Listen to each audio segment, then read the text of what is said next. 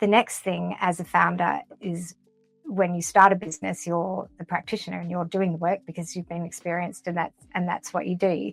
And then somebody tells you, oh, you have to sell. And like the question, oh, I hate selling, I don't want to be a seller. Like, what's your answer to that?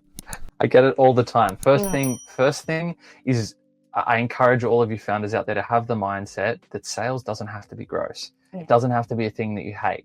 And let's look at the psyche behind why you feel that way. It's because you've been sold to by people who are pushy, annoying, and don't listen to you and speak over the top of you and try and sell you stuff that you don't want and do icky, slimy things to push sell on you, right? That's gross. You don't need to do that to be a good salesperson.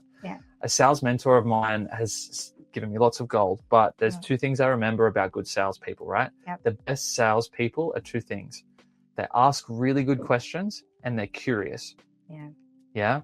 And so if you take those principles, just like what you spoke about, right? I don't really know sales. I just go and solve people's problems. That's actually what sales is, right? Is solving people's problems and the art of getting good at having awkward conversations while you're doing it. And if you start to take that mindset to it, that like, hey, sales isn't this dirty, pushy thing. You can be authentic, you can be real, you can solve problems. One of the techniques I give founders, right?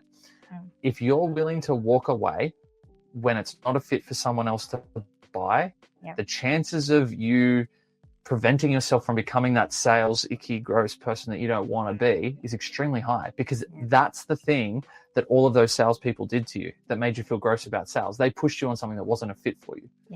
If you just encourage people, open them up, try and solve problems for them, point out opportunities and ways their problems can be solved in a way that makes sense and is a fit for them, they can always choose not to work with you. But you've done your bit as a business owner, as somebody in a sales type role, and then you can start to find that rhythm of, oh, it's just a conversation. It's just getting curious about understanding people, businesses, and their problems, and that can feel a lot better. It's a bit like dating, really, isn't it? It is, because, like, you know, if you find someone's profile on the internet and you hook up with them and you go and meet with them, it's a little bit the same. Like, if you're just interested in them and curious about, like, you might find that you have nothing in common, and then it's not a fit. Personal. It's just not a fit. Like, we just don't, like, there's nothing wrong with you or me. We're just not a fit. Let's move on. So it's a little bit like that. It's a little bit like taking out the personal stuff. Oh, he doesn't like me because of blah. Like, that's just not really not a fit. It's just not a fit. Either you are or you're not. And, you know, okay, well, I can relate to that.